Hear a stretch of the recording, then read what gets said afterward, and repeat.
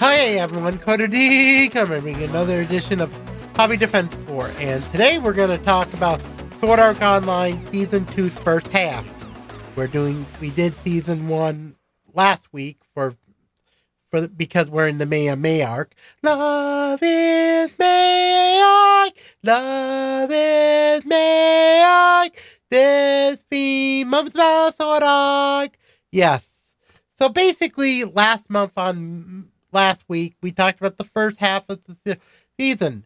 Just to know, we're not doing the second half of season 2 because that is sucky and I don't feel like that's good. But here's Michael Bailey with this note.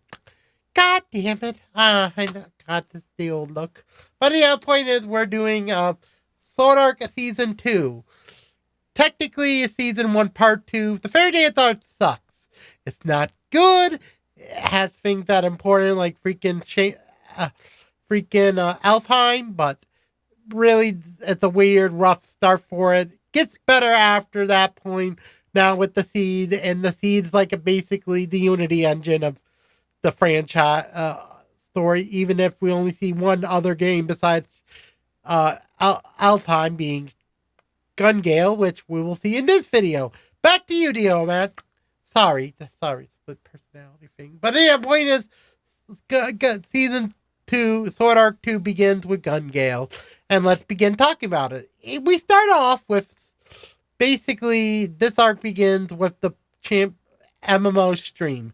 And if you remember from the beginning of last season 1, and last week, we talked about MMO stream being a popular news segment in the series, and this series continues it. It's weird because when Sword Art started, it was at the beginning of, like, as a segment, but now it's, like, evolved in those 2 years because of plot. But the point is, Gun Gale just did their second Bullet of Bullets, and our plot will be the third Bullet of Bullet. We will get into that in a moment. Basically, Bullet gets killed by a guy named Def Gun, pointing at the gun to screen. Everyone thinks he killed him, and the whole plot of the season is, did he kill him or did he not? We will explain at the end. But basically, then we get into Kirito after the opening intro scene. Kirito is talking to Asuna. It's now been 1 year since season 1 and everyone got free except Asuna, but really Asuna explains it, which is kind of weird, but it's still been a year since everyone's been free from Sword Art Aincrad, 1 year anniversary. But basically they do that. They talk about Yuki, which, just to know, in season 2 part 2, Yuki becomes a character again and gain natural pixie form, but that's another point for later. But next week with the the Mother Rosa arc, which focuses on Asuna, which is kind of important for later for the theme month. But the point is, they talk, they do that, they do get an interview with the mysterious man from the Fairy Dance arc, basically a character who's like a supporting character, who's like a terrorist stopper for like the freaking, because Sword Art incident, like the main person discovering the truth. They explain, Kirito's like, acknowledge that you haven't been there and you're the first person who came, sort of exposition. But the point is, basically at the end of the episode, got Def Gun shows and freaking Kirito now has to go to Gun Gale to stop this terrorist for some reason before he kills people. And Kirito's like, you can't kill people anymore now that with the animal spear, and that's like a weird plot point like thing. But anyhow, we get it at the end of the episode. We get introduced to a character named Sion, who is basically our new female character lead for this arc. Technically, she's like a very badass character. Out of the two new characters for the trio of Kirito, Sion's my personal favorite because she's so badass. But unlike the other two being gaming, she's more doing gaming for thing we will say in a moment. Basically, she battles that, she sees Def Gun, beats him in a raid thing, battle thing, and Def Gun escapes. Everyone's like, oh god, it's Def Gun from the rumors. Basically, everyone's like, you're gonna get killed. Later, she's a threat. Third episode introduces us to Xenon's actual self. Basically, Xenon, as a young girl, she got attacked at a post office, and her mother protected her. But after shooting her at the criminal, which is good, but he also shot her mother, which is kind of dramatizing and sad. But anyhow, the point is she has weird PTSD with guns in real life, and now she plays Gun Gale the Cobra feared. By the way, Kirito gets into Gun Gale account with his converting, which is basically switching his stats into another game just for the subplot of switching. Basically, he's only doing this for the sake of plot to stop and enter Bullet's defeat. Next up is episode 4. After episode, also the random guy, which basically is calls Xenon Asuna, which is a hint that he's a villain caring for Asuna for some reason.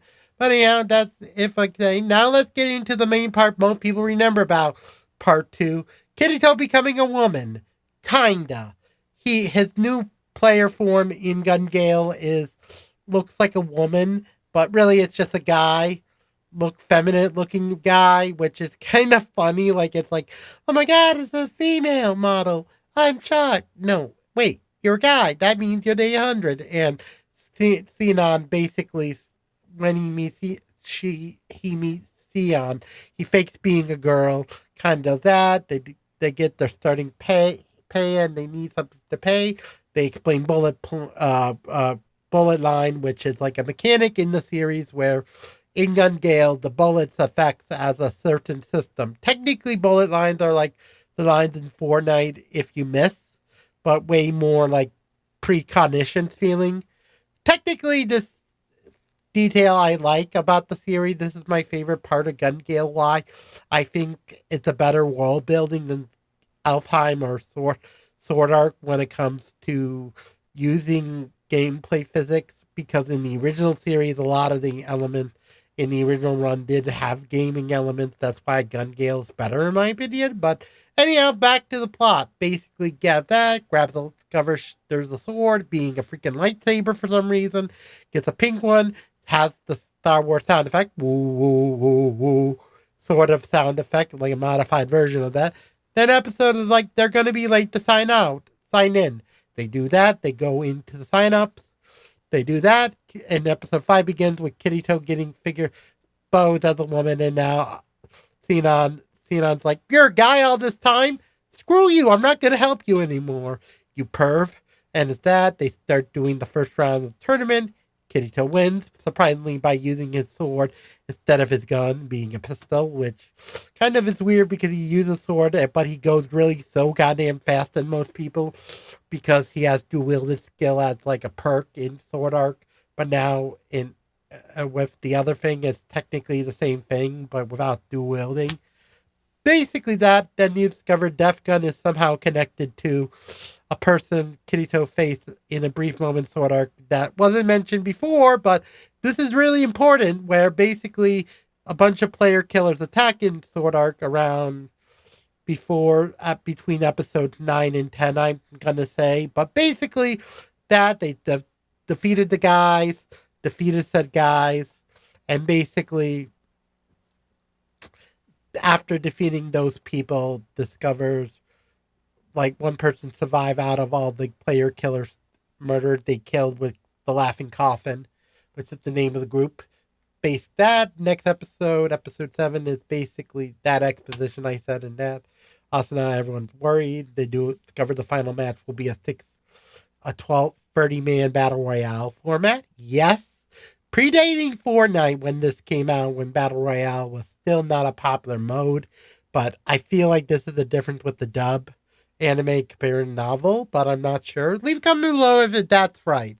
But any point is, they do the battle, they win, everyone gets defeated. You discover that Xenon will be the next victim with Def Gun, and discovers they defeat Def Gun. They don't have much time to stop the fake plot, because now this is when we discovered the fake killing technique they're doing is basically using a poison EpiPen to kill the victim instead of actually killing them in game. Cool suspension of disbelief, figuring out why they being poisoned off screen without no one knowing that wasn't the game's fault, but really it's just using the poison as a fake out. Kind of a cool plot twist. Anyhow, in episode 12, which is our finale to the season, technically, but basically the villain defeats Asuna, freaking the jerk guy wants Asuna, and it turns out, I kid you not, some random guy turned out to be a person caring for Kirito's revenge on I want Asuna bullshit, which is kind of weird and comes later in the season for his revenge arc in Alicization, which we won't talk about because I think Alicization deserves its own storyline, because I feel like Alicization is kind of jarring in my opinion. Like, it's kind of complicated. I like it, but it's like confusing and not really important. I'm sorry. I feel like Alicization is the good part, but it's like confusing in the connections of stuff, so don't count it as a thing in my opinion. But basically, the Kirito saves her, they meet in real life. They do that a week later. Basically, they found the mother's daughter who was in the freaking the postman he shot, accidentally shot, saving a person being born, which is kind of a good sappy moment. Everyone meets Theon for the first time, and now she joins the team, kinda, but now as a main character of the last of our main team for Sword Arc in the series. And next time, after our third part, we're going to talk about something I did a long time ago when it was new. Yes, Sword Arc Online, the movie, original scale, we're going to talk about next week. Hope you liked the video. Leave down below if you like Sword Arc Season 2 more than Season 1. And yes, we're still, when I said movie, I still got to do the Mother Rosa arc. I forgot that in the sentence, sorry, but yeah, we're doing Mother Rosa arc next week, not the movie. Sorry for that typo. But anyhow, this is Command saying bye-bye, and I hope we see you again. Now officially bye-bye for the first time in the new effort base. Bye-bye for now.